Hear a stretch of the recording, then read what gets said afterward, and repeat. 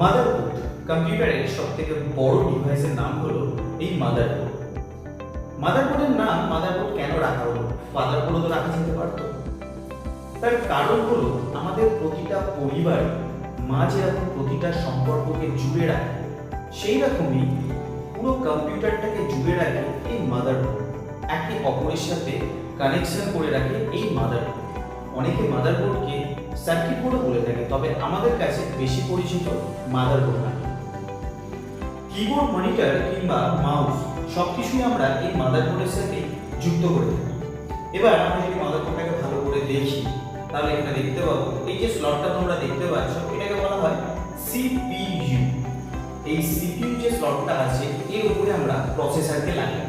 ওকে, আর এই সিপিইউ যে এই সিপিইউ ফুল ফর্ম কি? ফুল ফর্ম হচ্ছে সেন্ট্রাল প্রসেসিং ইউনিট। আর এই প্রসেসর বা সিপিইউকে বলা হয় কম্পিউটারের ব্রেন। তো এর উপর তো প্রসেসর লেগে গেল, তো মানুষের মাথা যখন গরম হয়ে যায় তখন কি করা হয়? তখন মাথায় হাওয়া করা হয় বা জল ঢালা হয়। সেই রকমই কম্পিউটারের ব্রেন যেহেতু প্রসেসরকে বলা হয়, তো প্রসেসর যদি ওভারহিট হয়ে যায়, তো ওভারহিট যাতে না হয় সেই কারণে এই প্রসেসরের উপর একটি ফ্যান লাগানো হয়। তোমরা এখানে দেখতেই পাচ্ছ। তো এই ফ্যানটার নাম হলো প্রসেসর কুলিং ফ্যান। এই ফ্যানটা একদম কম্পিউটার স্টার্ট করবে, একদম প্রথম থেকে এই ফ্যানটা চলতে থাকবে যাতে আমাদের প্রসেসর গরম না হয়ে যায়। এছাড়াও তোমরা এখানে দেখতে পাচ্ছ এই যে স্লটটা, এই স্লটটাকে বলা হয় র্যামের স্লট। ওকে, তো র্যামের ফুল ফর্ম কি? Random access memory. ওকে, আর একটা মাদারবোর্ডে একের বেশি র্যামের স্লট থেকে থাকে। ওকে, আর এছাড়াও তোমরা এখানে একটা স্লট দেখতে পাচ্ছ, ছোট্ট একটু পয়সার মতো। তো এর নাম হচ্ছে সিমোস ব্যাটারি। তো মাদারবোর্ডের মধ্যে সিমোস ব্যাটারির খুব গুরুত্বপূর্ণ কাজ আছে। সিমোস ব্যাটারিটা কি কাজে লাগে? তোমরা দেখবে কম্পিউটারে যে ডেটার টাইমটা থাকে, তোমরা কম্পিউটার শাট ডাউন করে চলে যাচ্ছ, 2-3 দিন পর আবার অন করছো, কিন্তু ডেটার টাইমটা ঠিকঠাকই থাকে, ডেটার টাইমটা কিন্তু যায় না। তো এই সিমোস ব্যাটারি কি করে? ওই ডেটার টাইমটাকে আপডেট রেখে দেয়। এই জন্য আমাদের কম্পিউটারে সিমোস ব্যাটারি ব্যবহার।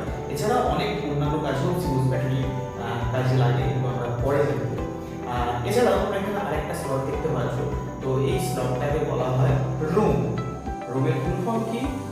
Read only memory.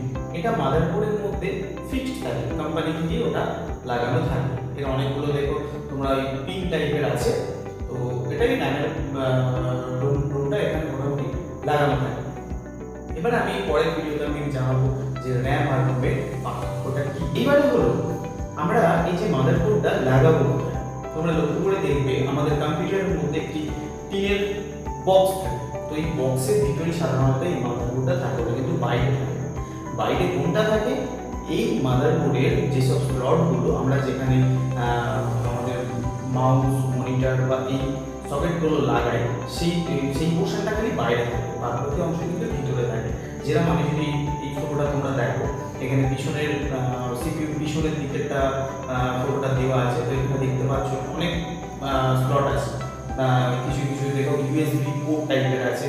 তো এখানে আমরা সাধারণত কিবোর্ড, মাউস কিংবা আমাদের পেন ড্রাইভ এইসবগুলো অ্যাটাচ করতে পারি। এছাড়াও এখানে দেখো তিনটে গোল গোল স্লট আছে। তো এখানে আমরা কি করতে পারি? এখানে আমরা স্পিকার অ্যাড করতে পারি। ঠিক আছে, এখানে বিভিন্ন স্লট আছে, এখানে এইচডিএমআই পোর্ট আছে, এখানে ল্যান লাগানোর পোর্ট আছে। তো এইগুলো বিভিন্ন বিভিন্ন পারপাসে ইউজ হয়। তো এই হলো মাদারবোর্ডের একটা